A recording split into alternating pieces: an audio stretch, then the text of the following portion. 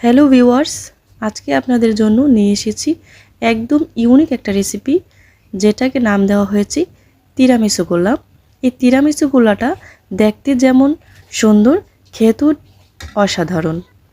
প্রথমে একটা গ্লাসে মিশিয়ে নিচ্ছি 1/4 কাপ ভিনেগার এবং 1/4 কাপ পানি।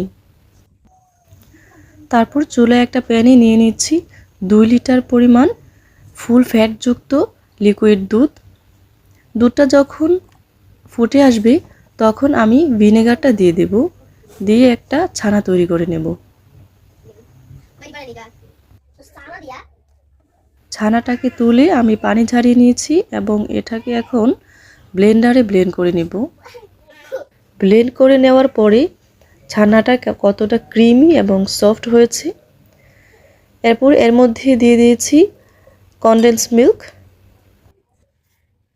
এখন কিছু বিস্কিট নিয়ে নেব এবং এগুলোকে ব্লেন্ডার করে গুঁড়ো করে নেব। এই বিস্কিটের গুঁড়োগুলো আমি ছানার পেস্টের সাথে মিক্স করে নেব।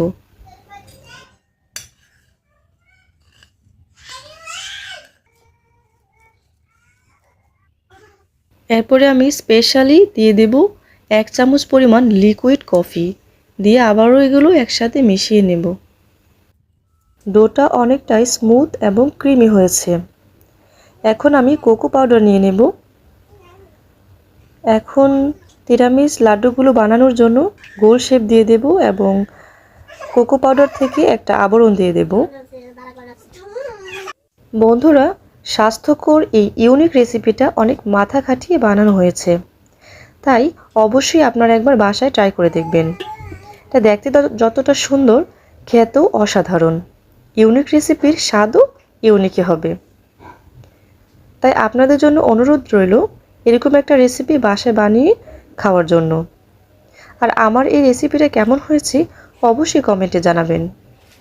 ধন্যবাদ।